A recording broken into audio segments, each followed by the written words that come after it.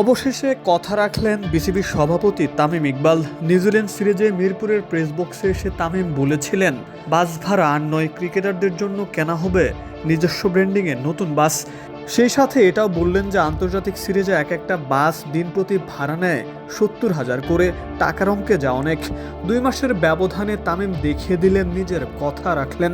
BCB ভবনের সামনে বিসিবির নিজস্ব ব্র্যান্ডিংয়ে বাংলাদেশ দলের নতুন 2টা চকচকে বাস।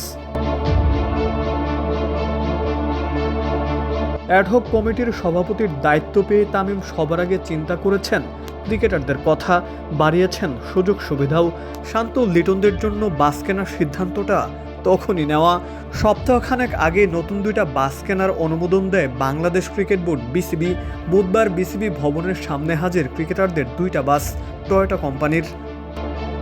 তামিম নিজে ক্রিকেটটা খেলেছেন, ছিলেন অধিনায়কও। ক্রিকেটারদের সবচেয়ে ভালো তো তিনিই বুঝবেন।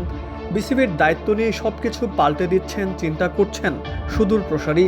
বাংলাদেশ দল বা ক্রিকেট নিয়ে বা কারো পারফরমেন্স নিয়ে খুব একটা কথাও বলেন না। তামিমের সোজা সাপটা উত্তর, আমার কাজ এইসব না। আমার কাজ কিভাবে দেশের ক্রিকেট এগিয়ে যাবে সেটা নিয়ে চিন্তা করা, কাজ করা। দায়িত্ব পেয়ে একের পর এক চমক দেখাচ্ছেন বিসিবির সভাপতি তামিম ইকবাল। দিন প্রতি প্রত্যেকটা বাসের পেছনে আর 70,000 টাকা খরচ নয়।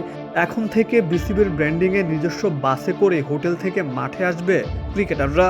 এমন একটা উদ্যোগের জন্য তামিম ইকবাল একটা ধন্যবাদ পেতেই পারেন। আপনি ক্রিকেটার তামিমকে নিয়ে হাজারো সমালোচনা করতে পারেন, কিন্তু যেদিন থেকে তামিম ইকবাল বিসিবির মসনদে বসেছেন, তিনি তার কাজ দিয়ে নতুন এক তামিম ইকবালকে সবার মধ্যে পরিচিত করে তুলেছেন। এই তামিম আবেগকে পেছনে ফেলে বাস্তবতা মেনে নিয়ে বিবেকার মাথা খাটিয়ে সবকিছু করছেন দেশের ক্রিকেট এগিয়ে নিয়ে যেতে। বিসিবির সভাপতি তামিম ইকবাল, ভালো কাজের এই ধারাবাহিকতা অব্যাহত থাকুক। মিরপুর থেকে মুকাদ্দেস হোসেন, ডেইলি ক্রিকেট।